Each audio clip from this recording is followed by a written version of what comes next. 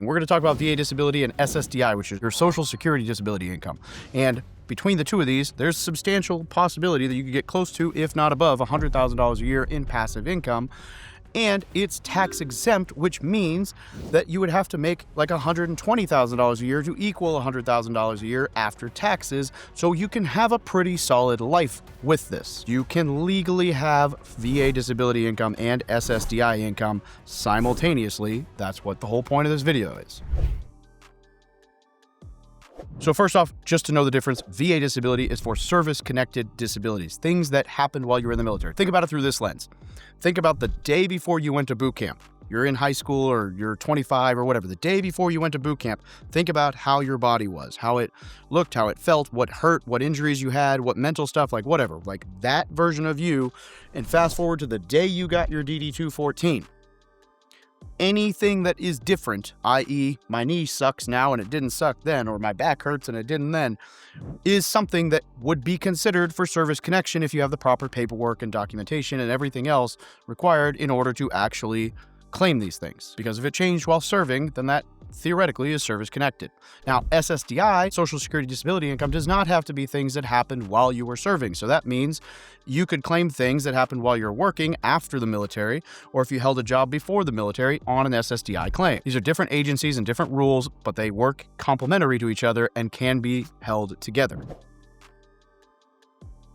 Your VA disability claim and all the stuff you had to do to get that, i.e. all of your medical records, documentation, any nexus letters or statements or anything that you had to do to bolster your VA disability claim, those are all things that make a powerful argument when filing for Social Security disability income, your SSDI. And if you're 100% permanent and total VA disability, then your SSDI claim can actually get fast-tracked as well as any appeals that take place because you're already a disabled veteran, so it stands to good reason that you could hold both. Also, if you're a VA disability rating of 100% TDIU, which is total disability individual unemployability, that rating, TDIU, is strong evidence that you actually cannot work anymore, which is what SSDI is actually looking for in terms of this. So just to explain this a little bit, VA disability is for things that happen while you're in the military and it sucks, and it is what it is. But 100% permanent and total VA disability does not mean you're unable to work anymore. It means these are issues that currently exist and may get worse,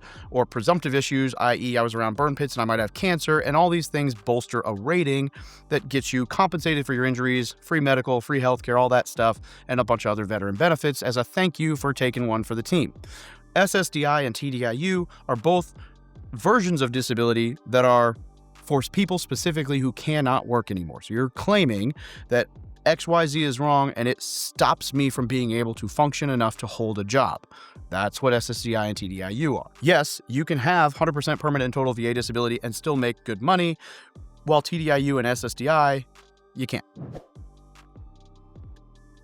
Now, SSDI requires work credits, i.e. you kind of pay into this with your Social Security by the amount of time you've held a good job and been paying into Social Security.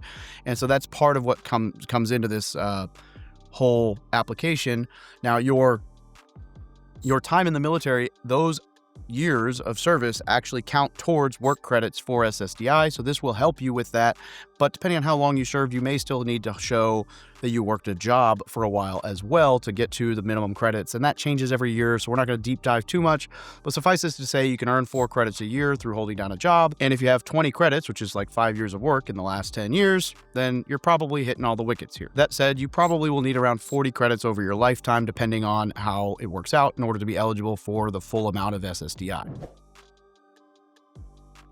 We're going to show you the money real quick. Your VA disability is worth probably around $4,000 a month, tax exempt for the rest of your life if you're 100% permanent and total.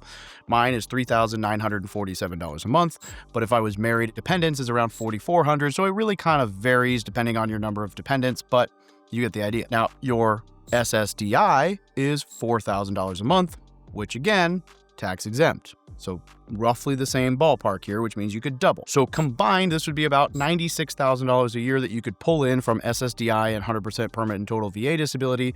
But again, that's tax exempt. So if you factored in the amount of money you'd have to make to equal that, you'd be over $100,000 in benefits. So just to drive this point home, like this income is life-changing stability and opportunities for service members and vets that you get because of injury sustained while in the service. And then if you rate the SSDI as well, and you are double dipping because you rate both. Now, again, just to reference this, we already mentioned this briefly, 100% VA disability, unless you have a TDIU stamp, you can continue working. SSDI, you cannot. With SSDI, you cannot show substantial income, which for reference, if you're not blind at the time that I'm filming this video, is $1,620 a month or less is acceptable. And if you are blind, you could make up to $2,700 a month as of right now. Anything over those thresholds, your SSDI would be cut. And yes, they will check, and yes, they will know, and yes, I have a friend who's got a friend. Yeah, I know, friend of a friend, but like, I trust the guy and he told me the story because he does this stuff for a living. They won a big jackpot, and because that income, they went through everything and it showed 1099 and he had to claim all that in taxes. The income from the jackpot was high enough to trigger losing SSDI, and then had to go file back after a year and whatever. So you've got to be careful about the income you take in, because you can lose. And I will tell you this, the jackpot was not worth more than the SSDI for the rest of your life. The SSDI is serious enough about the income side that even rental income could potentially, count. So you're going to want to talk to a SSDI pro and tax personnel, before you start dealing with this stuff.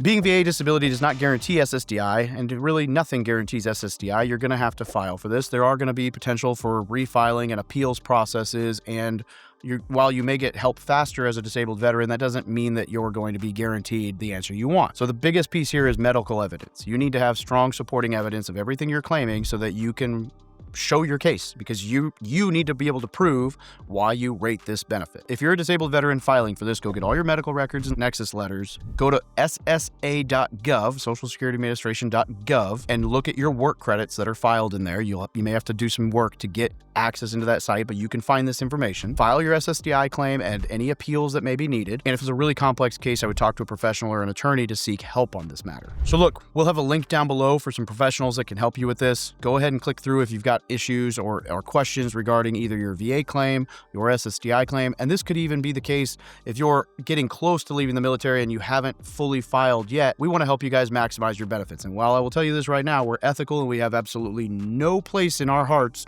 for somebody who's trying to game the system. If you genuinely have disabilities, we want to help you reap all of the benefits that are offered to you and make sure that you're taken care of. So if you have questions, look for that link down below, click on over. We'd love to help you out with this or point you in the right direction, at least set you up for success. Have a great day. I love you guys.